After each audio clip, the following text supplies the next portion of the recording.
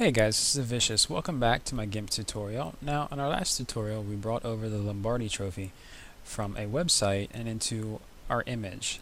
Now, we see the three layers here, and we're going to be working with the clipboard layer primarily. And we see that it's too big and it has a black background. The first thing we're going to want to do is we're going to auto crop this image. This layer, excuse me. So we're going to select the layer, and we're going to hit Layer, Auto Crop Layer. That brings a big portion of that away. And we're going to select the move tool and move it up. As you can see, it's still a little big.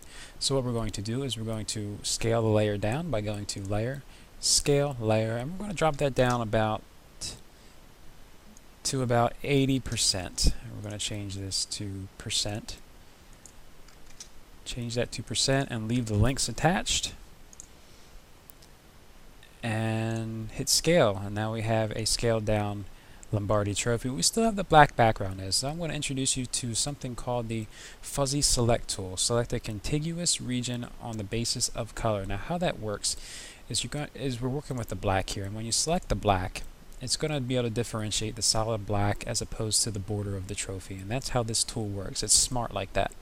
So we have the left part of the black selected and the top. Now we still have additional parts on the right and the bottom. So what we're going to do if we want to make additional selections with this tool is we're going to hold down the Shift key, and as you can see, when you hit the Shift key, a plus sign comes up by your cursor, and you can select additional selections with that.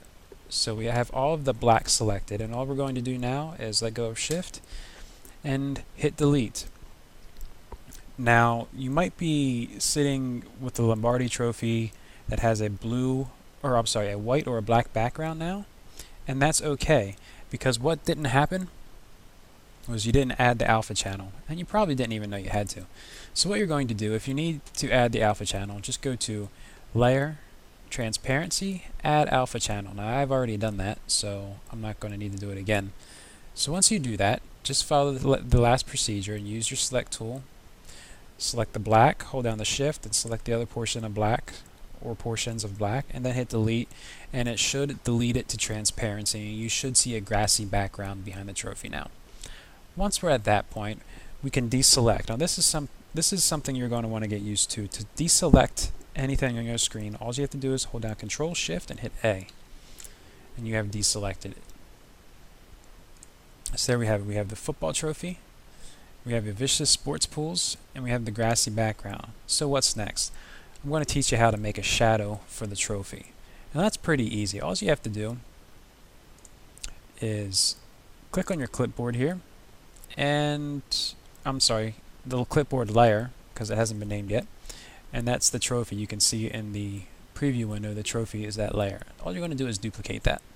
Down here there is the Duplicate Layer button right here. Just click that, and you have a duplicate layer, and I'll show you what I mean. Now we have two trophies. Before this gets any more confusing, let's rename our layers accurate to what they are. So let's make this first one.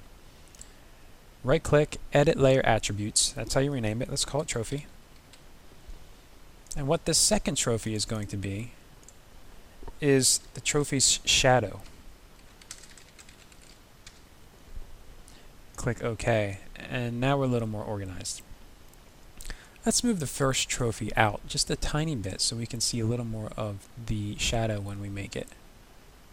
So we'll move that out a tiny bit, and what we're going to do is we're going to do something with the trophy's shadow layer, and I know it just looks like a regular trophy again. What we're going to do is make this into a black shadow, and how we're going to do that is something called alpha to selection. Anytime you want to select the entire contents of a layer, you use something called alpha to selection. How do you do that?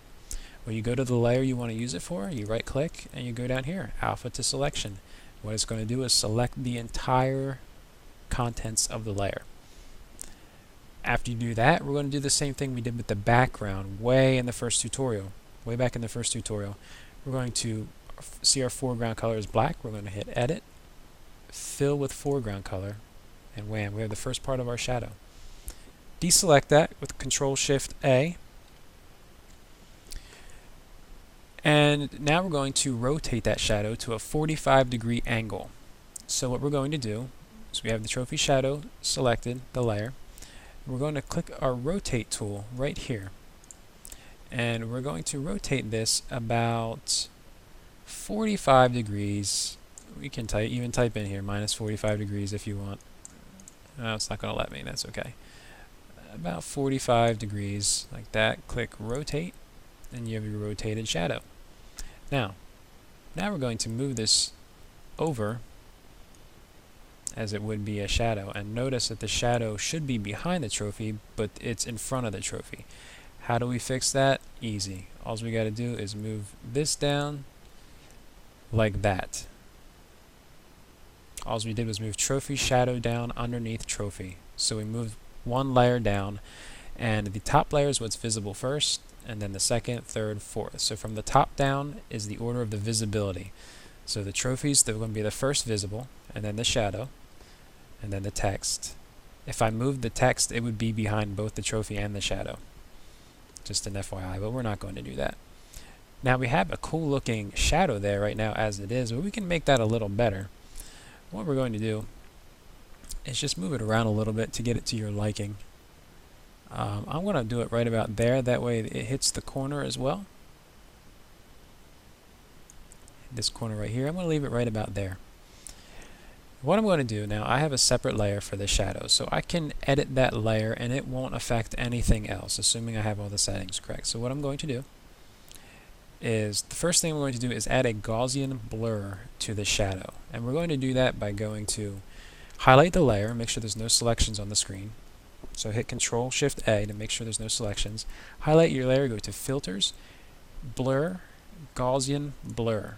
It's the most common and most used blur, and you can see a sample preview of how it's going to look. I think we're going to use a blur of 20, let's go with 10. I think it was 10 we used last time. Click OK. And then we're going to do something and add a little bit of transparency to the shadow to actually make it look like a shadow. So what we're going to do is we're going to highlight the layer, and you see the opacity tool up here? Click the down arrow and hold it down until it gets to an area that looks good. I'm going to hold it about 80, 78, and we'll hold it around 78. I think that's a good opacity for a shadow. So there you have it. You have the trophy, you have the shadow of the trophy, which you just transformed just from a duplicate of the trophy, and you did all that in about 7 or 8 minutes. So congratulations.